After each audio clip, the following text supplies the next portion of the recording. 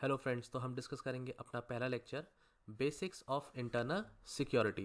Right, यहाँ पर हम देखेंगे कि इंटरनल सिक्योरिटी का मतलब क्या है, इसका मीनिंग क्या है, क्लासिफिकेशन ऑफ थ्रेट्स, डिफरेंट तरीके के थ्रेट्स क्या हो सकते हैं, उनका क्लासिफिकेशन क्या है, इंटरनल और एक्सटर्नल सिक्योरिटी में क्या डिफरेंस होता है, कौन कौन से इंपॉर्टेंट आस्पेक्ट्स हैं इंटरनल सिक्योरिटी के, वो कौन से रीजंस हैं या फैक्टर्स हैं जिसकी वजह से हमारी कंट्री में इंटरनल सिक्योरिटी की प्रॉब्लम है, वो हम देखेंगे। उसके बाद हम देखेंगे कि इंडिया में क्या क्या चैलेंजेस हैं इंटरनल सिक्योरिटी को लेकर के, और इंटरनल सिक्योरिटी के डॉक्ट्रिन्स, डिफरेंट डॉक्ट्रिन्स हो सकते हैं, जो गवर्नमेंट की पॉलिसी हो सकती है वो किस तरीके की होनी चाहिए।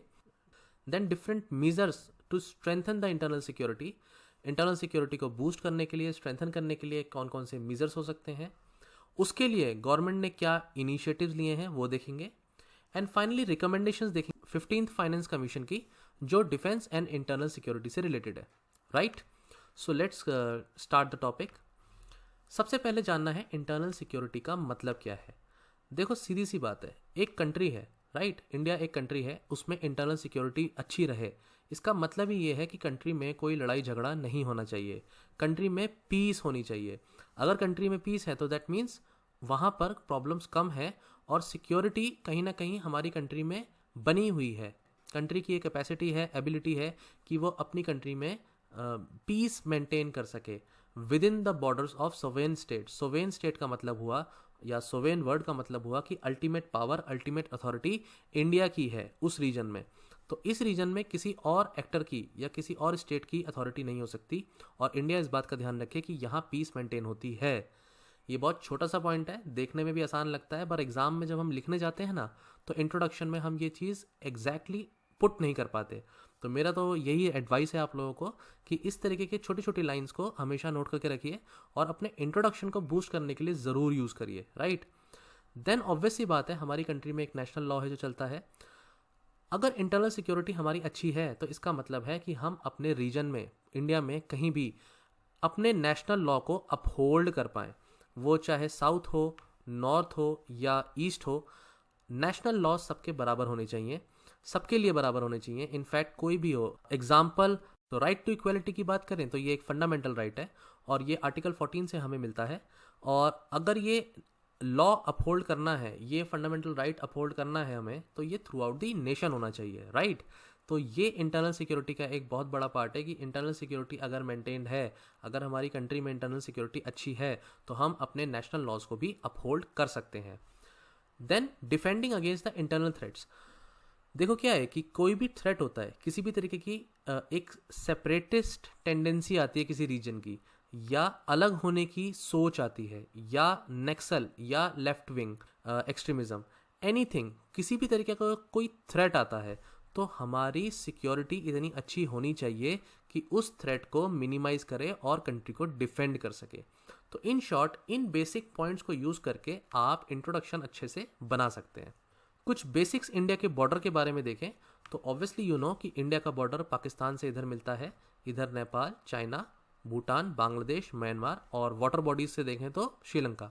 ये तो हमें पता है। हमें ये भी पता होना चाहिए कि अफगानिस्तान से भी इंडिया का बॉर्डर मिलता है।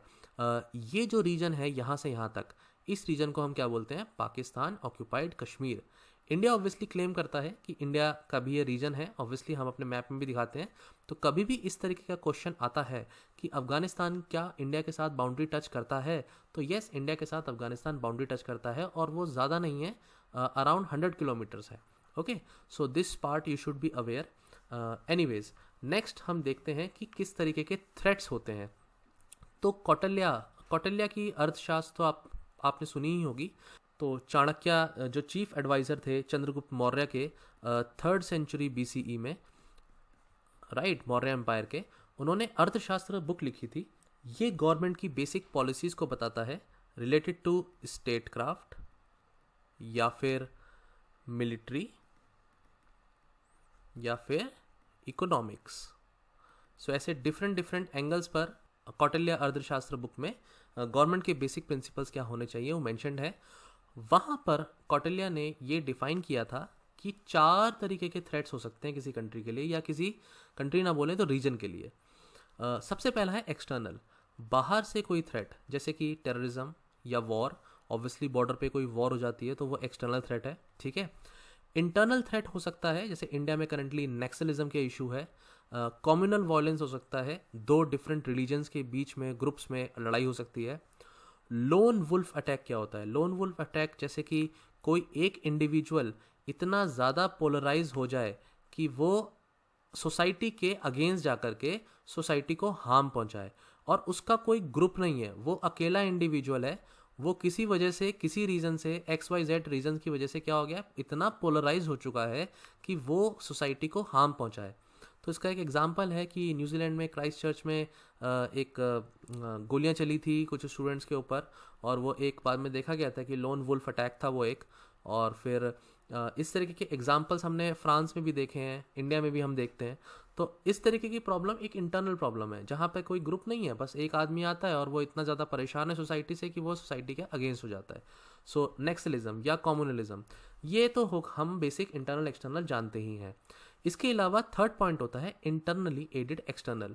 इसका मतलब अंदर के ही कुछ ग्रुप्स हैं इंटरनली एडेड, जो बाहर की स्टेट्स को प्रमोट करते हैं कि आप हमारी कंट्री को आएँ और नुकसान पहुँचाएं।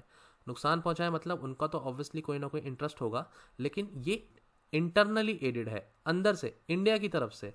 और वहीं दूसरा एस्पेक्ट देखें, फोर्थ पॉइंट एक्सटर्नली एडेड, मतलब ISI ग्रुप है पाकिस्तान का, ये हमें पता ही है, एक पाकिस्तान एजेंसी है, तो वो किस तरह से इन्फिल्ट्रेशन इंडिया में कराती है, और फिर वो एक्सटर्नली एडेड है लेकिन नुकसान वो इंडिया में पहुंचाती है।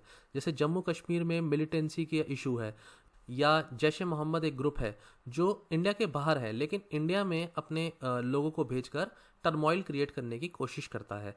तो ये एक्सटर्नली एडेड है, इंटरनल, ठीक है, बाहर से ताकतें अंदर इंडिया में कुछ गड़बड़ी करने की कोशिश कर रही हैं। तो इंडिया के आज के करंट सिनेरियो में देखें तो इंडिया को चारों ही प्रॉब्लम्स फेस कहीं ना कहीं करनी पड़ रही हैं, राइट। सो आगे देखें तो डिफरेंस क्या है सर फिर इंटरनल और एक्सटर्नल सिक्योरिटी में?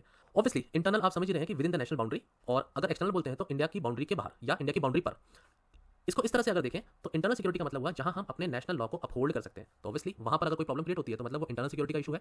अगर सिक्योरिटी का इशू या प्रॉब्लम किसी दूसरी कंट्री के एग्रेशन की वजह से आता है, जैसे कि चाइना ने रिसेंटली पैंगोंग सो लेक है जो लद्दाख में है, यहाँ पर क्या था कि स्टेटस को ब्रीच किया था कहीं ना कहीं, राइट। उसको स्टैंड ऑफ हुआ था, आपने सुना ही होगा, गलवान वैली में स्टैंड ऑफ हुआ था और चाइनीज़ और इंडियन सोल्जर्स के बीच में यहाँ पर झड़प हुई थी। इस तरह से 2017 में भी डोकलाम इशू हुआ था एक, और वहाँ पे भी डोकलाम इशू में क्या हुआ था कि इंडिया और चाइनीज़ जो है वहाँ पर आर्मीज आमने सामने आ गई थी। तो इस तरीके का एग्रेशन अगर होता है, या पाकिस्तान की तरफ से देख लेते हैं कि 1971 की वॉर है या 1999 की वॉर है, तो ये सब किस में आएगा? एक्सटर्नल सिक्योरिटी थ्रेट में आएगा, राइट। इंटरनल सिक्योरिटी में देखें तो हम ये बात पहले भी डिस्कस कर चुका हूँ कि हम पीस मेंटेन करें, लॉ एंड ऑर्डर मेंटेन करें कंट्री की टेरिटरी के अंदर। लेकिन एक्सटर्नल सॉवरेनिटी की बात करेंगे जब उसे अपहोल्ड करने की बात होगी दो कंट्रीज के बीच में, कि आप हमारी कंट्री में कुछ नहीं करेंगे और हम आपकी कंट्री में कुछ नहीं करेंगे, इस तरीके का जब एक्सटर्नल सॉवरेनिटी रहेगी तो हम वो उसको काउंट करेंगे एक्सटर्नल सिक्योरिटी में। नेक्स्ट पॉइंट, ये बहुत इंपॉर्टेंट पॉइंट है, इनफैक्ट प्रीलिम्स के रिस्पेक्ट में भी कभी शायद पूछा जा सकता है। इंटरनल सिक्योरिटी जो होती है वो पुलिस के प्रीव्यू में होती है, इनफैक्ट ये सपोर्ट करी जाती है by CAPF, central armed police force. ऐसी जो फोर्सेस हैं इंडिया में 7 हैं, एग्जांपल CISF, BSF या आसाम राइफल्स एटसेट्रा। ऐसी 7 डिफरेंट एजेंसीज हैं जो सेंट्रल आर्म पुलिस फोर्सेस के अंडर आती हैं। हम ये डिस्कस करेंगे डिटेल में, हमारे सिलेबस में हमने लास्ट वीडियो में वैसे भी डिस्कस किया था कि स्पेशल एजेंसीज एक टॉपिक है। हमारी कंट्री में जो भी सिक्योरिटी एजेंसीज हैं, डिफरेंट स्पेशल एजेंसीज हैं, वो हम अलग से डिस्कस करेंगे, राइट। तो यहाँ पर ध्यान रखना है कि एक्सटर्नल सिक्योरिटी आर्म्ड फोर्सेस के अंडर में होती है। आर्म्ड फोर्सेस में आपकी आर्मी भी आती है, नेवी भी आती है और एयर फोर्स भी आती है, ठीक है। तो जब इनकी बात आएगी तो एक्सटर्नल सिक्योरिटी थ्रेट होगा, और जब इंटरनल सिक्योरिटी थ्रेट होगा तो ऑब्वियसली CAPF यहाँ पर रोल प्ले करती है, या पुलिस। देन मिनिस्ट्री कौन सी इन्वॉल्व है? Home affairs ministry. So currently हमारे home affairs minister Amit Shah ji हैं, और अगर कोई इंटरनल सिक्योरिटी का प्रॉब्लम आएगा तो वो इस चीज़ को देखेंगे। वहीं अगर एक्सटर्नल सिक्योरिटी की बात आएगी तो डिफेंस मिनिस्टर राजनाथ सिंह जी जैसे आज हमारे डिफेंस मिनिस्टर हैं, तो वो मिनिस्ट्री इस प्रॉब्लम को सॉल्व करने की कोशिश करेगी या वो इसका ध्यान रखेगी। यहाँ पर मिनिस्ट्री का रोल, सिक्योरिटी फोर्सेस का रोल, कौन सी सिक्योरिटी फोर्सेस हैं जो रोल प्ले करेंगी, एक्जैक्ट डेफिनेशंस क्या है। और सोवेरेनिटी की बात करें तो इंटरनल सोवेरेनिटी एंड एक्सटर्नल सोवेरेनिटी, ये आपको क्लियरली डिफरेंस बताता है कि इंटरनल और एक्सटर्नल सिक्योरिटी में क्या डिफरेंस है। Okay, next important aspects discuss कर लेते हैं कि इंटरनल सिक्योरिटी के क्या हो सकते हैं। तो रूल्स एंड लॉज वाला पॉइंट मैंने ऑलरेडी बता दिया है। इंडिया की नेशनल सोवेरेनिटी का ध्यान रखना जरूरी है, ये भी मैंने बता दिया है। सिक्योरिंग द टेरिटोरियल इंटीग्रिटी, इसका क्या मतलब है ये डिस्कस कर लेते हैं। यूनाइटेड नेशंस के आर्टिकल नंबर 2, ये यूनाइटेड नेशंस का आर्टिकल नंबर 2 है, तो वो ये कहता है कि टेरिटोरियल इंटीग्रिटी प्रोहिबिट करती है कि कोई स्टेट दूसरी स्टेट के ऊपर, एक स्टेट X है दूसरी स्टेट Y है, तो एक स्टेट दूसरी स्टेट के ऊपर जानबूझकर बाय फोर्स जबरदस्ती कोई हक नहीं जता सकती। दैट मीन्स ये दोनों ही कंट्री क्या है? सोवेरेन है, they have their own ultimate authority. अगर ऐसा होता है UN will take the action. Okay, obviously बात है, अगर हम इंटरनल सिक्योरिटी का एस्पेक्ट देख रहे हैं तो टेरिटोरियल इंटीग्रिटी तो मेंटेन होनी ही चाहिए इंडिया के रिस्पेक्ट में, तो ऑब्वियसली ऑफ इंडिया। देन हम ये भी बात देखें कि इंटरनेशनल अफेयर्स में इंडिया राइज करे और अपनी एक राइटफुल प्लेस बनाए, प्रमोट होकर, तो ये भी इंटरनल सिक्योरिटी बनाती है। कैसे? अगर कल इंडिया में कम्युनल राइट्स ही होते रहेंगे, अगर इंडिया में किसी तरीके के ब्लास्ट होते रहेंगे, इंटरनल थ्रेट्स होते रहेंगे, नक्सलिज्म की प्रॉब्लम रहेगी, तो इंडिया फिर इंटरनेशनल लेवल पर हमेशा ही उसको ट्रीट करा जाएगा कि ये प्रॉब्लम इंडिया सॉल्व नहीं कर पा रहा है, इंडिया में इस तरीके के इशूज़ हैं, इंडेक्सेस में हमारी पोजीशन अच्छी नहीं रहेगी। तो कहीं न कहीं ये इंटरनल सिक्योरिटी इंटरनेशनल रिलेशन से भी टोटली लिंक करता है कहीं न कहीं, राइट? अब जैसे डिफरेंट डिफरेंट कंट्रीज़ हैं, आपको पता है मिडिल ईस्ट में बहुत सारी कंट्रीज़ हैं जहाँ लॉ एंड ऑर्डर के कितने इशूज़ रहे, सिविल वॉर्स हुई हैं अभी रिसेंटली में, लास्ट 1 डेकेड में। तो हम क्या बोलते हैं कि वो कंट्रीज़ इतनी डेवलप्ड नहीं है। अगर किसी कंट्री में इतना टर्मोइल रहेगा इंटरनली, तो ऑब्वियसली वो इंटरनेशनल प्लेटफॉर्म पे कैसे ग्रो कर पाएगी? Then we need to take care of this. Then ensure करना कि पीसफुल इंटरनल एनवायरनमेंट हो, तो ये हम पॉइंट ऑलरेडी डिस्कस कर चुके हैं। लास्ट पॉइंट बहुत इंपॉर्टेंट है कि सिटीजन के अंदर कोई डर नहीं हो। एक ऐसा क्लाइमेट मेंटेन करा जाए जहां सिटीजन ये बात माने कि सिटीजन को एक जस्ट, इक्विटेबल, प्रॉस्परस और एक एनवायरमेंट मिले जहां उनकी लाइफ और लाइवलीहुड पर कोई खतरा नहीं हो, उन्हें कोई रिस्क नहीं हो। अगर कोई गवर्नमेंट, अगर कोई सिक्योरिटी फोर्स इस तरीके का काम करे कि हमारी कंट्री के सिटीजन बिल्कुल रिस्क फ्री रहें, उन्हें किसी तरह का खतरा महसूस नहीं हो, तो दैट मीन्स हमारी कंट्री की इंटरनल सिक्योरिटी क्या है, बहुत अच्छी है। तो ये बेसिक एस्पेक्ट्स हैं। देन हम डिस्कस करते हैं चैलेंजेस क्या क्या है। इंटरनल सिक्योरिटी का इशू अगर है तो उसको चैलेंज क्या क्या चीजें करती हैं। तो इसमें सबसे पहला पॉइंट आता है सोशल मीडिया। देखो क्या है कि सोशल मीडिया, ये तो एक एग्जांपल है, there are many social media available. यहाँ पर क्या होता है कि बहुत सारे पोस्ट लोग करते हैं, बहुत सारे स्टेटस लोग डालते हैं, और बहुत तेजी से, बहुत ही फास्टर तरीके से क्या होता है कि आइडियोलॉजीज का प्रोपोगेशन होता है। अगर किसी तरीके का पोस्ट हेट लेकर आता है, मिस इन्फॉर्मेशन कॉज करता है, किसी कॉन्स्पिरेसी थ्योरी को बूस्ट करता है, वायलेंस को प्रमोट करता है, या कंट्री के अंदर एक पोलराइजेशन लेकर आता है, तो ऐसे पोस्ट या इस तरीके के थॉट्स, इस तरीके के फोटोग्राफ्स कंट्री में इंटरनल सिक्योरिटी का थ्रेट क्रिएट करती है। अगर लोग पोलराइज होंगे तो ऑब्वियसली एक सिचुएशन अराइज होगी जहां वो आपस में क्लैश करेंगे। इसका रिसेंट एग्जांपल हमने देखा था, जैसे कि एक कम्युनिटी को, सिंगल कम्युनिटी को क्या करा, टारगेट किया गया ड्यूरिंग द कोरोना लॉकडाउन, और उस कम्युनिटी को इतना टारगेट किया गया कि ऑब्वियसली बात है उसके अगेंस्ट बहुत सारे हेट मैसेजेस पोस्ट होने लगे सोशल मीडिया पर। इनफैक्ट इस तरीके की भी पोस्ट आने लगी ड्यूरिंग द लॉकडाउन कि जो भी नर्सेज हैं या डॉक्टर्स हैं, तो उनको क्या करना है कि उनको बॉयकॉट करना है, उनके पास नहीं जाना है, तो लोग टेस्ट कराने नहीं जा रहे हैं इस वजह से। और इस तरीके की इन्फॉर्मेशन, ऑब्वियसली बहुत सारी मिस इन्फॉर्मेशन थी कि आप XYZ चीजें लगाओगे, घर में करोगे तो कोरोना से बच जाओगे। सो इट्स लाइक कि ये तो एक एस्पेक्ट हो गया सोशल मीडिया का, लेकिन अगर कम्युनिटी में किसी भी तरीके की एक ग्रुप को हम टारगेट करें तो वो एक बहुत बड़ा एक इशू क्रिएट कर सकता है, and these things happen because of this. तो एक नेगेटिव साइड भी है सोशल मीडिया पे। कभी कोई ऐसे कोई टॉपिक, कोई इंट्रोडक्शन, कोई क्वेश्चन अगर इस तरीके का आता है, तो ये बातें आप सब वहां पर भी यूज कर सकते हैं, राइट? देन नेक्स्ट चैलेंज आता है इंटरनल सिक्योरिटी का, या थ्रेट आता है, वो है मनी लॉन्ड्रिंग या ब्लैक मनी। तो मनी लॉन्ड्रिंग मैंने आपको बताया था कि इलीगल तरीके से, इलिसिट तरीके से मनी को कमाया जाता है through may be XYZ illegal activities, जैसे कि drugs trafficking, human trafficking, animal trafficking. और इस तरीके से जब मनी को कमाया जाता है तो उसे कन्वर्ट कर दिया जाता है, and that conversion is into white money.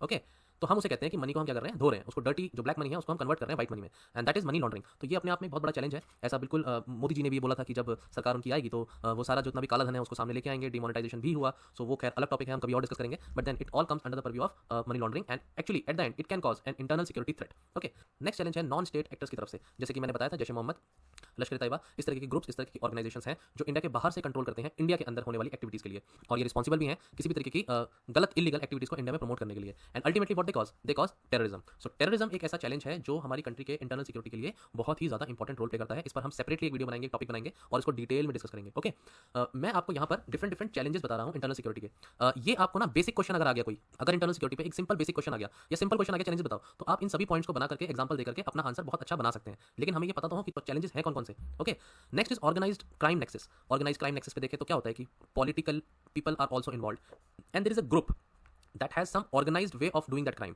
Example ले लेते हैं कि ड्रग्स का मैन्युफैक्चरिंग हो रहा है और उसका एक डिस्ट्रीब्यूशन चैनल बना हुआ है।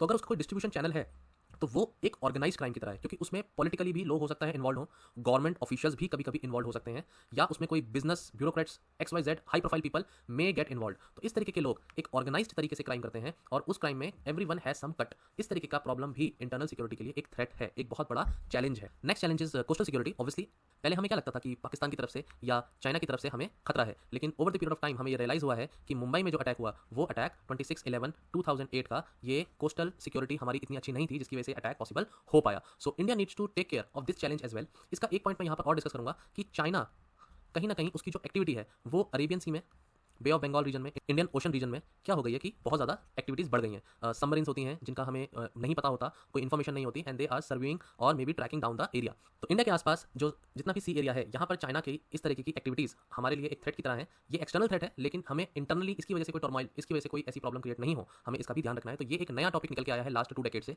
कि कोस्टल सिक्योरिटी भी इतनी ज़्यादा इंपॉर्टेंट है जितना लैंड सिक्योरिटी है या बॉर्डर सिक्योरिटी है। ओके, लास्ट पॉइंट आता है कि इंटेलिजेंस एजेंसीज के इशूज़ या उनके आपस में कोऑर्डिनेशन की कमी होना। ऐसा कहा गया था कि ये वही 26/11 का अटैक है, ताज का। ऐसा कहा गया था कि हमारी नेशनल इंटेलिजेंस एजेंसीज फेल कर गई थी और आपस में कोऑर्डिनेट नहीं कर पाई थी, जिसकी वजह से इतना बड़ा एक इवेंट हमारी कंट्री में हुआ, इतना बड़ा थ्रेट हमारी कंट्री में हुआ। तो उनके भी कुछ इशूज होंगे, तो कहीं ना कहीं हमें उन एजेंसीज को भी क्या करना है, रिफॉर्म करना है। ठीक है, तो नेक्स्ट चैलेंज हमारा है लेफ्ट विंग एक्सट्रीमिज्म। तो एक्सट्रीमिज्म मैंने लास्ट क्लास में बताया था आपको कि किस तरह से आइडियोलॉजी लोगों की एक्सट्रीम चली जाती है with respect to politics and religion basis, और वो इतना एक्सट्रीम चली जाती है that they take the path of violence, और वायलेंस से वो चाहते हैं कि जो गवर्नमेंट है, जो एस्टेब्लिश्ड अथॉरिटी है, उसको क्या करना, टॉपल करना, ठीक है। लेफ्ट विंग एक्सट्रीमिज्म को हम डिटेल में अलग क्लास में डिस्कस करेंगे, लेकिन ये कंट्री का एक बहुत बड़ा इशू है। नॉर्थ ईस्ट रीजन में इस तरीके के प्रॉब्लम हमें ज़्यादा देखने को मिलते हैं, right. Next, insurgency. North east में या जम्मू कश्मीर में किस तरह से स्टोन पेडलिंग हो रही है, ये एक इंसर्जेंसी का इशू है। एक ये एट द एंड तो है चीज़ें कनेक्टेड ही, कहीं ना कहीं नॉन स्टेट एक्टर्स भी इसमें इन्वॉल्व है, इन्फिल्ट्रेशन भी है बाहर से, तो हम कहते हैं ना externally aided internal security threat, ये भी है। इस तरीके की इंसर्जेंसी जो नॉर्थ ईस्ट या जम्मू कश्मीर में होती है, वो भी हमारे लिए एक चैलेंज है। देन किसी तरीके से हमारे देश में डिवीजन करने की कोशिश होना, just on the name of diversity. There are so many ethnic groups, कोशिश किसी की ये करना कि हम अपनी एक अलग जगह बना लें, अलग सेपरेटिस्ट टेंडेंसी होना उनके अंदर, सेसेशनिस्ट टेंडेंसी होना, तो ये भी अपने आप में एक चैलेंज है कि इतनी डाइवर्सिटी है, तो इंडिया की गवर्नमेंट, इंडिया की सिक्योरिटी फोर्सेस इस बात का ध्यान रखें कि कोई भी ऐसा स्टेप किसी भी एक तरीके के एथनिक ग्रुप ना उठाए फ्यूचर में कि इंडिया के पार्ट्स हो जाए। ओके, लास्ट पॉइंट जो यहाँ पर है साइबर क्राइम का, मैंने आपको लास्ट वीडियो में भी बताया था कि साइबर क्राइम सबसे इंपॉर्टेंट टॉपिक है, सबसे बड़ा चैलेंज करंट सिनेरियो में, डिजिटल इंडिया में ये है, और इंडिया को फ्यूचर में भी साइबर क्राइम से रिलेटेड बहुत सारे इश्यूज हो सकते हैं। मैं इसका एक एग्जांपल लूंगा आपके सामने, कुंडनकुलम न्यूक्लियर पावर प्लांट, ठीक है। यहाँ पर 2019 में, ये तमिलनाडु में है plant, nuclear power plant, and 2019 में कुछ इस तरीके की न्यूज़ आई थी कि इस पावर प्लांट पर क्या हुआ है, साइबर अटैक हुआ है, ठीक है। तो हमारी इस तरीके के क्रिटिकल इंफ्रास्ट्रक्चर पर अगर साइबर क्राइम अटैक होता है तो हमारी कंट्री भी कहीं ना कहीं एक बहुत ही वल्नरेबल पोजीशन में आ जाती है। तो वहाँ पर हमारी जो सिक्योरिटी है वो कितनी ज़्यादा स्ट्रॉन्ग चाहिए हमें, ये हमें सोचना होगा। तो ये टॉपिक इतना इंपॉर्टेंट है कि लास्ट 3 ईयर से यूपीएससी पर क्वेश्चन पूछ ही रहा है, हम इसको सेपरेटली डिस्कस करेंगे डिटेल में। ओके, तो अब तो ये तो हो गए चैलेंजेस कि सर आपने चैलेंजेस बता दिए हैं, तो चैलेंजेस अगर ऐसे आ रहे हैं तो उसके पीछे के रिस्पॉन्सिबल फैक्टर्स क्या क्या हैं वो जानने की जरूरत है कि लोग वायलेंस पर क्यों आ जाते हैं और दूसरों को परेशान क्यों करते हैं। तो सबसे बड़ा कारण क्या है हमारी कंट्री में, ऑब्वियसली पॉपुलेशन इतनी ज़्यादा है कि हमारी कंट्री में अनएम्प्लॉयमेंट का इशू बढ़ गया है। Over the period of time जो हमारी कंट्री का यूथ है वो अनएम्प्लॉयड है कहीं ना कहीं, और जब भी वो अनएम्प्लॉयड होगा और उसके साथ क्या आएगी, पॉवर्टी। जब वो अनएम्प्लॉयड होगा तो उसकी फैमिली को फीड करने के लिए उसके पास रिसोर्सेज की कमी होगी, और जब पॉवर्टी और अनएम्प्लॉयमेंट मिल जाएगा then person can take a wrong path, right. तो ये सब बेसिक कोर क्रक्स पॉइंट्स हैं जहां पर इंटरनल सिक्योरिटी की थ्रेट्स हमें फील होती है। इसका एग्जांपल सिंपल सा है कि आप 500 रुपीज़ किसी को दो और उसको बोलो कि आपको 500 रुपीज़ मिलते हैं, you just need to throw 4 stones on the security forces, तो ऑब्वियसली बात है ना, कोई भी अगर इतने पैसे मिलेंगे तो वो 4 पत्थर फेंक ही देगा, ठीक है। देन ऑब्वियसली हमारी कंट्री में जो ग्रोथ हो रही है क्या वो इक्वल हो रही है, ऐसा बिल्कुल भी नहीं है, क्योंकि बहुत से रीजन्स हैं जो बहुत ही ज़्यादा पुअर हैं, पुअर कंडीशन में हैं, कुछ कम्युनिटीज़, कुछ groups they are not flourishing in comparison to others. इस तरीके का अनइक्वल पेनिट्रेशन अगर ग्रोथ का होता है तो वो एक रिसेंटमेंट लेके आता है लोगों के अंदर, और वो अंदर उनके अंदर ऐसी टेंडेंसी आती है कि हमारे लिए भी कुछ करा जाए, तो अगर हमें कुछ नहीं मिल रहा है तो हम अब छीन के लेंगे, हम अब लड़ कर लेंगे, और ऐसी जब टेंडेंसी आ जाएगी तो उनके पास खोने का कुछ नहीं होता और फिर वो सोसाइटी में हार्म कॉज करने की इंटेंशन से आते हैं। So we need to understand this points, everything can not be tackled using a baton. हम सब कुछ टैकल इस तरह से नहीं कर सकते कि हम बस मार कर किसी को या पनिश करके उसको जो है हम सजा दिलाकर ही ठीक करें चीज़ें। We need to tackle these problems, क्योंकि जब ऐसा होगा तो एक गैप क्रिएट होगा, और वो गैप रिच और पुअर का जितना ज़्यादा बढ़ेगा उतना ही थ्रेट्स के चांसेस बढ़ेंगे ऑब्वियसली। देन एक पॉइंट तो ये भी है कि हमारे जो नेबर्स हैं वो फ्रेंडली नहीं है। अगर आप अपने नेबर्स के साथ ही दोस्ती नहीं करोगे तो आप कैसे खुश रहोगे, एक तरफ पाकिस्तान है एक तरफ चाइना है। हमारे आर्मी चीफ जो जनरल हैं दैट इज MM नरवाने, इन्होंने एक स्टेटमेंट दिया था कि इंडिया को तैयार रहना चाहिए 2.5 फ्रंट पर लड़ाई करने के लिए। अब ये 2.5 फ्रंट क्या है, देखो 2 फ्रंट कौन से हुए, पहला पाकिस्तान और दूसरा फ्रंट है चाइना, तो 2 फ्रंट तो समझ में आते हैं, लेकिन हाफ फ्रंट कौन सा है जिसकी उन्होंने बात करी, हाफ फ्रंट था इंटरनल चैलेंज, इंटरनल सिक्योरिटी का चैलेंज, दैट इज इंसर्जेंसी। तो इंडिया को जब लड़ाई होगी ना तो 2.5 फ्रंट पर क्या होना है, रेडी रहना है। 2.5 फ्रंट पर लड़ाई होने के बिल्कुल उन्होंने बताया कि आसार हो सकते हैं, एक तरफ पाकिस्तान लड़ रहा होगा, दूसरी तरफ चाइना लड़ रहा होगा, और अंदर भी इंटरनल सिक्योरिटी इंसर्जेंसी का थ्रेट होगा, तो 2.5 फ्रंट पर इंडिया को लड़ाई करने की सोचनी चाहिए, ठीक है। तो हमें ये प्रॉब्लम्स के फैक्टर्स दिखाई दे रहे हैं, इसके अलावा और भी फैक्टर्स हैं जैसे कि कम्युनल डिवाइड, अगर 2 कास्ट 2 रिलीजन आपस में लड़ेंगे तो 2 रिलीजन जब लड़ेंगे तो ऑब्वियसली क्या होगा, दोनों का ही नुकसान होगा और साथ साथ कंट्री का भी नुकसान होगा। Next, interstate disputes. Interstate dispute ये बहुत ही कॉमन है, पर्टिकुलरली मैं इसका एग्जांपल होता है वाटर डिस्प्यूट्स। मतलब आप समझिए कि कावेरी जो इशू है वो इतना पुराना है कि यहाँ पर तमिलनाडु एंड कर्नाटका ये आपस में इसमें कंफ्लिक्ट में है। सिर्फ कावेरी ही नहीं, तीस्ता रिवर, ये तो चलो आपका इंटरनल डोमेस्टिक एग्जांपल हो गया, तीस्ता रिवर का अगर मैं इशू लूँ तो इंडिया एंड बांग्लादेश इस रिवर के वाटर को यूज़ करने के लिए जो कंफ्लिक्ट में है वो भी कहीं ना कहीं आता जाता रहता है और बहुत सालों से ये इशू। तो हम कह सकते हैं कि इंटर स्टेट जो डिस्प्यूट है ये आपका एग्जांपल हो गया इंटर कंट्रीज, लेकिन कावेरी वाला और बहुत सारी रिवर्स, कोई भी आप रिवर लोगे कहीं ना कहीं 2 स्टेट्स के बीच में उसके पानी को शेयरिंग को लेकर के इशू है। ये इशू मैंने वाटर के रिस्पेक्ट में बताया, इसके अलावा और भी इशूज हो सकते हैं जैसे कि लैंग्वेज को लेकर के इशू, एथनिक ग्रुप्स को लेकर के इशू आपस में, ठीक है, और लैंड के यूसेज को लेकर के इशू।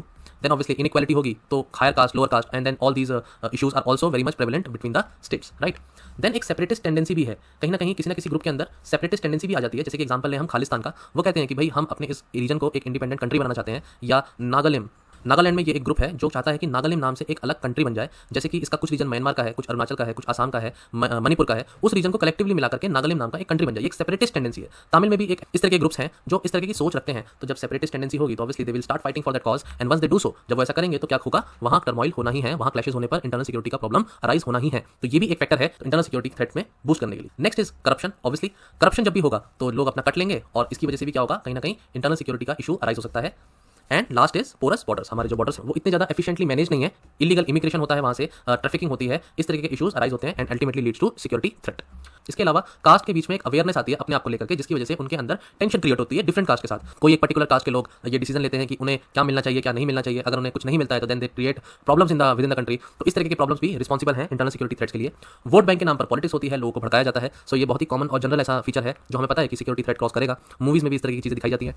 हमारा क्रिमिनल सिस्टम भी थोड़ा पुअर है, जहां पर लोग गुनाह करते हैं, they do some crime and they do not get that particular punishment. तो जो लोग कंप्लेन करते हैं या जो फील करते हैं कि उनके अगेंस्ट क्राइम हुआ है तो उनको जस्टिस नहीं मिलता, और जस्टिस नहीं मिलता तो ये माना जाता है कि क्या प्रॉब्लम है, क्राइम करेंगे और फिर हम छूट जाएंगे। तो इस तरीके की सोच की वजह से भी हमारे लॉज इतने स्ट्रिक्ट नहीं है कि हम इसको बोल सकें कि हम सिक्योरिटी को बूस्ट करने में 100% कामयाब हो गए। तो वहाँ लॉ का बहुत इंपॉर्टेंट रोल है। Then administrative and governance failure, कभी कभी एडमिनिस्ट्रेशन फेल कर जाता है या गवर्नेंस ठीक से नहीं हो पाती, and then ultimately leads to such problems. तो हमने चैलेंजेस देख लिए, हमने फैक्टर्स भी देख लिए इंटरनल सिक्योरिटी के लिए कौन कौन से रिस्पॉन्सिबल हैं। अब हम देखते हैं कि कौन से डॉक्ट्रिन्स हैं जो इंटरनल सिक्योरिटी के हैं। डॉक्ट्रिन मतलब कि स्टेटेड प्रिंसिपल्स क्या हैं गवर्नमेंट की पॉलिसी के। तो सबसे पहला फैक्टर आता है पॉलिटिकल फैक्टर।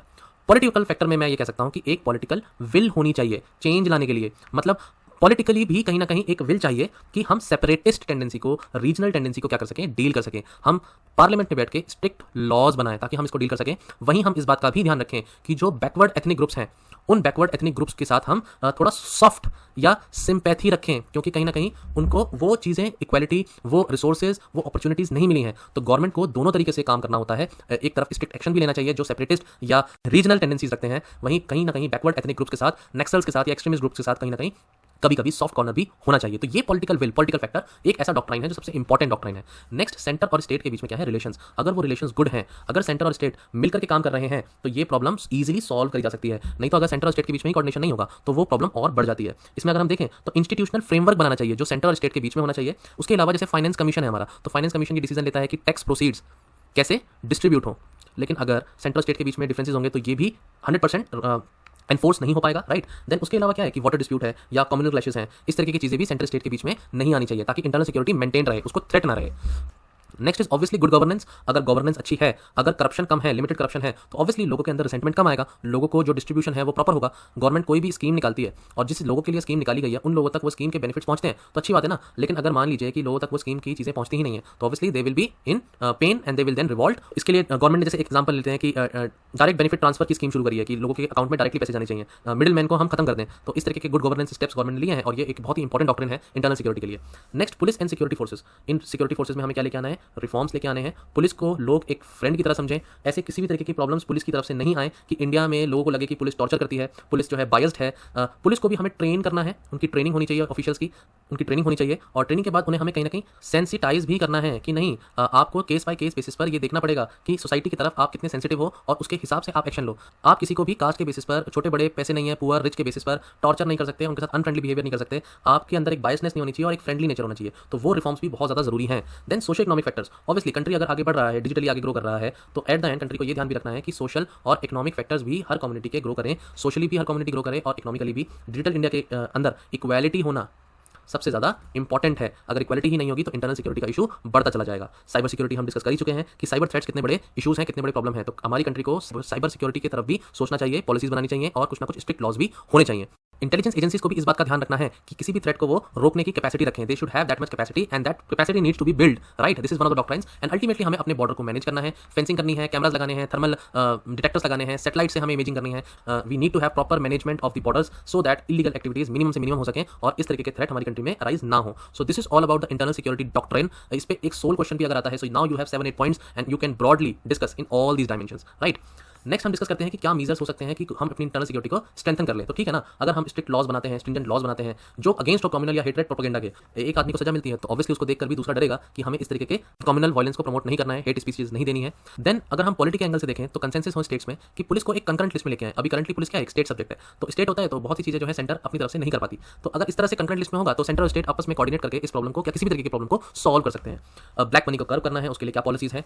पॉवर्टी को हमें रिडक्शन करना है, मैंने ये बात अभी आपको बताई कि पॉवर्टी, अनएम्प्लॉयमेंट या फिर किसी भी तरीके का इनइक्वालिटी सोसाइटी के अंदर रिसेंटमेंट लाता है और वो एक प्रॉब्लम ही क्रिएट करता है। तो हमें इस बात का भी ध्यान रखना है, किसी कंट्री को अगर अपनी इंटरनल सिक्योरिटी को बूस्ट करना है तो पॉवर्टी रिडक्शन की तरफ उसका एक्शन होना चाहिए। एंड अल्टीमेटली पुलिस रिफॉर्म्स एक अलग टॉपिक हम देखेंगे सेपरेटली। यहाँ पे बहुत सारी डिफरेंट कमिटीज हैं, रिबेरो कमेटी, मलिमत कमेटी, इस तरह की कमिटीज के क्या व्यूज हैं। और सुप्रीम कोर्ट ने भी प्रकाश सिंह केस 2006 में बोला कि डिफरेंट पुलिस रिफॉर्म्स होने जरूरी हैं। ये सेम बात एआरसी रिपोर्ट 2007 में भी कही गई है। तो पुलिस रिफॉर्म्स एक बहुत ही इंपॉर्टेंट टॉपिक है हमारा, ये हम सेपरेटली एक अलग वीडियो में डिस्कस करेंगे। देन सोशल मीडिया को रेगुलेट करने के लिए कुछ लॉज होने चाहिए। रिसेंटली इंडियन गवर्नमेंट ने ये नोटिफाई किया कि आईटी रूल्स 2021 क्या होने चाहिए, सेफगार्ड करना करना, OTT प्लेटफॉर्म्स को भी कहीं ना कहीं रेगुलेट करने के लिए इसमें रूल्स में मेंशन किया गया है, तो इसको रेगुलेट करना सोशल मीडिया को, it's very very important. Then हमारे क्रिमिनल जस्टिस सिस्टम में भी कुछ रिफॉर्म्स की जरूरत है। अगर हम ऐसे रिफॉर्म्स लाते हैं तो जस्टिस सिस्टम पर जो ट्रस्ट है लोगों का बिल्ड होगा, एंड देन क्राइम करने से पहले आदमी 2 बार 4 बार सोचेगा। तो ये रिफॉर्म्स आने बहुत ज़्यादा जरूरी है। ऑर्गेनाइज क्राइम को डील करने के लिए एक पॉलिटिकल विल भी चाहिए, नेक्सस को ब्रेक करने का भी हमें कहीं ना कहीं एक काउंटर करने का एक तरीका चाहिए। मैं इसका एग्जांपल अगर लूँ तो विकास दुबे का एक केस हुआ था अभी, और इस केस में ये देखा गया था कि बहुत लंबे समय तक वो क्राइम करता रहा और पुलिस ने या पॉलिटिशियंस ने उसकी तरफ एक बहुत स्ट्रिक्ट एक्शन नहीं लिया, and then when it turns out कि वो इतना बड़ा एक क्राइम कर दिया उन्होंने कि वहां पर कुछ पुलिस ऑफिसर्स की जान तक चली गई, एक टेररिस्ट एक्ट की तरह हो गया, तब इस तरीके के क्रिमिनल पर पुलिस ने, गवर्नमेंट ने एक्शन लिया। तो वो जो भी केस था हम उसकी डिटेलिंग में नहीं जाएंगे। मैं बस ये कहना चाहता हूं कि ऑर्गेनाइज्ड क्राइम एक बहुत ही बड़ा इशू है जहां हाई प्रोफाइल लोग भी इन्वॉल्व होते हैं, और इसको तोड़ने के लिए पॉलिटिकल विल का रोल बहुत ही ज्यादा इंपॉर्टेंट है। लास्ट, अगर हमें नक्सलिज्म या इंसर्जेंसी को काउंटर करना है तो एक कॉम्प्रिहेंसिव स्ट्रेटेजी चाहिए। यहां पर सिर्फ और सिर्फ स्ट्रिक्ट लॉज बनाना ही नहीं, एक सिंपैथी होल्ड करना और प्रॉब्लम को अंडरस्टैंड करना भी आता है। इसका एक एग्जांपल है बोडोलैंड। बोडोलैंड एक रीजन है आसाम का, जिसे आज एक टेरिटोरियल ऑटोनोमस डिस्ट्रिक्ट की तरह बना दिया गया है, लेकिन इस रीजन की भी अपनी एस्पिरेशंस थी, सेपरेट होने की एक टेंडेंसी थी, लेकिन गवर्नमेंट के एफर्ट्स की वजह से, लोगों के एफर्ट की वजह से आज उसे एक ऑटोनोमस डिस्ट्रिक्ट बनाया गया है, और उसको उसकी प्रॉब्लम्स को हैंडल करने के लिए बहुत सारे रिफॉर्म्स लाए गए हैं। तो इस तरह का क्वेश्चन पूछा जा सकता है कभी प्रीलिम्स में कि कौन कौन से डिस्ट्रिक्ट हैं आसाम के, तो आई डोंट नो इस तरह से पीसीएस में आपके स्टेट एग्जाम में पूछा जाए, बट ऑब्वियसली ये एक ऐसा इशू था जो बहुत ही पुराना इशू था, और बोडो ग्रुप, जो बोडो लैंग्वेज भी बोलते हैं या बोडो ग्रुप्स हैं, गवर्नमेंट की तरफ से उनको ये कॉन्फिडेंस भी दिया गया कि उनके लिए क्या रहेगा, क्या अप्रोच रहेगी, and they should leave that path of violence. इस तरह की अप्रोच बहुत ज्यादा जरूरी है। Next is countering the terrorism को काउंटर करने के लिए भी स्टेप्स इंपॉर्टेंट है, not just national laws. India time to time international forums पे टेररिज्म के टॉपिक को उठाता है और हमेशा उसका अपोज करता है, इनफैक्ट इंटरनेशनल सपोर्ट भी उसके लिए गैदर करता है, राइट। देन अपनी सीबीआई को हमें ज्यादा पावर देनी है। ऐसा बोला गया था सुप्रीम कोर्ट की तरफ से कि सीबीआई एक केज्ड पैरट की तरह है, कि उसकी अपने पास कोई अथॉरिटी ही नहीं है। तो हमें कुछ रिफॉर्म्स ऐसे लाने हैं कि अपनी सीबीआई को स्ट्रॉन्ग करना है। देन सीएपीएफ, अपने सेंट्रल आर्म्ड पुलिस फोर्सेस में भी कुछ रिफॉर्म्स हो सकते हैं। सो ऑब्वियसली जब हम टॉपिक डिस्कस करेंगे तो वहां पर आपको रिफॉर्म्स बताए जाएंगे। बॉर्डर को मैनेज करना, ऑलरेडी मैंने बताया, कैमरास एंड फेंसिंग को, स्मार्ट फेंसिंग को यूज करना, and then national cyber security policy 2020, जहां पर हम कह सकते हैं कि अगर पार्लियामेंट में अच्छी पॉलिसीज बनती हैं साइबर सिक्योरिटी को लेकर के, इंटरनल सिक्योरिटी थ्रेट्स को लेकर के, this can also be the important measure that can be taken to strengthen the internal security. Okay, अब बात आती है कि गवर्नमेंट ने किया क्या क्या है। अभी तक हमने चैलेंजेस देखे, फिर हमने उसके लिए फैक्टर्स रिस्पॉन्सिबल देखे, डिफरेंट डॉक्ट्रिन्स क्या हो सकते हैं इंटरनल सिक्योरिटी के वो देखे, फिर हमने सोचा कि क्या क्या मेजर्स हो सकते हैं कि हम स्ट्रेंथन कर सके अपनी सिक्योरिटी को, और अब हम डिस्कस करते हैं कि गवर्नमेंट के क्या इनिशिएटिव है। So first point here is unlawful activities prevention act 1967। Government ने ये लॉ बनाया था, इसके रिसेंट अमेंडमेंट्स हुए हैं 2019 में। पहले हम किसी ऑर्गेनाइजेशन को टेररिस्ट ग्रुप बोल सकते थे, लेकिन आज हम इस अमेंडमेंट के बाद आज हम एक इंडिविजुअल को भी टेररिस्ट घोषित कर सकते हैं। वी कैन से कि ये इंडिविजुअल टेररिस्ट है, इसको हम लेबल कर सकते हैं। पहले हम वो ग्रुप्स के लिए करते थे, अब इंडिविजुअल के लिए करते हैं। ज्यादा डिटेल में इसके जाने की अभी अब जरूरत नहीं है, लेकिन ये गवर्नमेंट का एक इनिशिएटिव था, ये बहुत ही ज्यादा इंपॉर्टेंट था। Then modernisation of the police. Government ने क्या किया है कि पुलिस में कुछ धीरे धीरे रिफॉर्म्स लाने की कोशिश करी है, मॉडर्न इक्विपमेंट देने की कोशिश करी है, दो वो इतना सिग्निफिकेंटली हमें नहीं दिखता है, but yes government has taken that step. Then net grid means national intelligence grid. So national intelligence grid ये बेसिकली डाटा शेयरिंग के लिए है, कि इंटेलिजेंस की जो भी डाटा शेयरिंग हो वो आपस में एजेंसीज के सर्कुलेटेड रहे। अगर एक एजेंसी ए है, एक एजेंसी बी है, and if let us suppose they are working similar topic पर अगर वो वर्क कर रहे हैं, and they have some X information, they have some Y information, तो नेट ग्रिड विल प्रोवाइड कि ये डाटा शेयर हो, ये इंटेलिजेंस इन्फॉर्मेशन शेयर हो। इसकी वजह से जो रिस्पॉन्स होगा वो बहुत ही क्विक हो जाएगा। तो क्विक रिस्पॉन्स के लिए ये रिस्पॉन्सिबल होगी, और ये काउंटर करने के लिए है अल्टीमेटली किसको, टेररिज्म को। So very very good initiative. ये 2008 के अटैक के बाद 2009 में इसको लाया गया, और उसके बाद से ये एग्जिस्टेंस में है, ठीक है। Next is poverty reduction. Government की बहुत सारी स्कीम्स हैं जहां पॉवर्टी रिडक्शन की बातें होती हैं, जैसे फूड वर्क प्रोग्राम, प्रधानमंत्री रोजगार योजना, स्वर्ण जयंती ग्राम स्वरोजगार योजना, नेशनल रूरल लाइवलीहुड मिशन। तो ये बहुत सारे गवर्नमेंट के पॉवर्टी रिडेडिकेशन प्रोग्राम है। हमने ये डिस्कस कर लिया है कि किस तरह से पॉवर्टी और इंटरनल सिक्योरिटी कहीं ना कहीं लिंक्ड भी है। एक समाधान इनिशिएटिव लिया गवर्नमेंट ने, जहां नक्सलिज्म को दूर करने के लिए गवर्नमेंट ने स्मार्ट लीडरशिप की बात करी, टेक्नोलॉजी को यूज करने की बात करी, फाइनेंस बढ़ाओ, और कहीं ना कहीं हम इंटेलिजेंस को भी इंप्रूव करें, मोटिवेशन लेके आए, ट्रेनिंग करें लोगों की, एजेंसीज की ट्रेनिंग करें, एग्रेसिव स्ट्रेटजी भी अपनाएं जब जरूरत हो। तो इस तरह के 8 पिलर्स हैं जो लेफ्ट विंग एक्सट्रीमिज्म को हैंडल करने के लिए समाधान इनिशिएटिव गवर्नमेंट ने लिया था। हम इसको डिटेल में डिस्कस करेंगे जब हम लेफ्ट विंग एक्सट्रीमिज्म करेंगे। Next is crime and criminal tracking network and system. ये बेसिकली एक इंटीग्रेटेड सिस्टम है जो एनहेंस करता है efficiency and effectiveness of policing. Okay, so 2009 से ये प्रोजेक्ट इनिशिएटेड है, और ये एक नेशनल डाटाबेस लेके आता है जहां क्राइम और क्रिमिनल रिकॉर्ड्स को हमने क्या करा है, कंप्यूटराइज कर दिया है। तो डिफरेंट स्टेट्स हैं, उनकी डिफरेंट पुलिस है, now they are all connected. अब वो कनेक्टेड है कि कोई क्राइम हुआ है, कोई क्रिमिनल रिकॉर्ड है, तो they can have good access कि वो किसी भी स्टेट में हुआ है तो आपस में उनके कोऑर्डिनेशन रहेगा। ये अगेन एक बहुत बड़ा स्टेप है। Next is civic action programme. Civic action programme क्या होता है कि एक ब्रिज क्रिएट करना लोगों के बीच में और मिलिट्री के बीच में। कहीं ना कहीं हम क्या कर रहे हैं, एक ब्रिज क्रिएट कर रहे हैं दोनों के बीच में। जैसे कि मान लो मिलिट्री है तो उसकी जो रिसोर्सेज हैं उससे कोई एक मेडिकल हेल्थ कैंप लगा दिया जाए, तो क्या होगा, कोई एक रीजन है और वो रीजन क्या है, बहुत ही पुअर है, और उस रीजन में ट्रस्ट नहीं है मिलिट्री के ऊपर, आर्मी के ऊपर, फोर्सेस के ऊपर, कोई भी एक सिक्योरिटी फोर्स ले लेते हैं, और उसको ट्रस्ट बिल्ड करने के लिए, ब्रिज बनाने के लिए हम क्या कर रहे हैं, एक हेल्थ कैंप लगा देते हैं, यूटेंसिल्स को हम डिस्ट्रीब्यूट कर देते हैं, जो है डिस्ट्रीब्यूशन, कपड़ा डिस्ट्रीब्यूट कर देते हैं। अगर हम ऐसी छोटी छोटी एक्टिविटीज करेंगे तो लोगों के अंदर क्या होगा, इस ग्रुप के लिए एक सिंपैथी आएगी, एक फ्रेंडली एटीट्यूड आएगा। तो इसकी वजह से क्या होगा कि हमारी जो पुलिस फोर्सेस हैं they will be able to work much more friendly, ठीक है। और कोई अगर इन्फॉर्मेशन भी होगी तो उनको ईजिली मिल पाएगी, and local people will support the security forces. Actually में क्या होता है कि जो नक्सल ग्रुप्स होते हैं या हमारे जो एक्सट्रीमिस्ट ग्रुप्स होते हैं उनको लोकल पब्लिक का सपोर्ट बहुत होता है। तो लोकल पब्लिक से अगर हमें कनेक्ट करना है सिक्योरिटी फोर्सेस को, तो इस तरह की एक्टिविटीज करी जा सकती हैं। इसे हम बोलते हैं civic action programme. Next is Indian computer emergency response team, CERT in. ये आपका CERT इन है। ये क्या है कि नोडल एजेंसी है जो डील करती है साइबर सिक्योरिटी थ्रेट्स को, और इसको 2004 में बनाया गया था। तो ये भी एक बहुत बड़ा इनिशिएटिव है साइबर सिक्योरिटी को डील करने के लिए।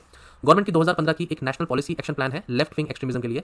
ये पॉलिसी क्या है, इसमें क्या क्या गवर्नमेंट सोचती है, we will discuss it, but this is one of the initiatives. And last point is कि critical information infrastructure protection centre जो गवर्नमेंट ने बनाया है, ये बेसिकली जो इन्फॉर्मेशन प्रोवाइड करता है कि हमारे जो भी इंफ्रास्ट्रक्चर है उसे किस तरह से प्रोटेक्ट करना है। तो ये 10 पॉइंट आपको बताते हैं कि गवर्नमेंट का क्या इनिशिएटिव्स है। आप कोई भी आंसर लिखते हैं और उस आंसर में अगर 3-4 पॉइंट गवर्नमेंट के इनिशिएटिव्स लिख के आते हैं तो उसका बहुत इंपैक्ट आता है आंसर में। बाकी इंटरनल सिक्योरिटी से रिलेटेड कोई ऐसे भी आ जाए तो इस पर्टिकुलर क्लास को यूज करके आप पूरा का पूरा एक ऐसे लिख सकते हैं, क्योंकि हर तरीके के एस्पेक्ट को यहाँ पर डील करा गया है। लास्ट पॉइंट हम देख लेते हैं कि फाइनेंस कमीशन, जो 15th फाइनेंस कमीशन है हमारा, उसने किस तरीके के रिकमेंडेशंस दिए हैं इंटरनल सिक्योरिटी के लिए। तो ऐसा कहा है 15th फाइनेंस कमीशन ने कि एक डेडिकेटेड मॉडर्नाइजेशन फंड होना चाहिए। इस फंड का नाम उन्होंने सोचा है कि राष्ट्रीय सुरक्षा निवेद्यम कोष बनाएंगे। अभी ये फाइनल नहीं हुआ है कि नाम यही रहेगा या नहीं, लेकिन इस तरीके का एक मॉडर्नाइजेशन फंड बनाया जाएगा। ओके, उस फंड को यूटिलाइज कौन करेगा?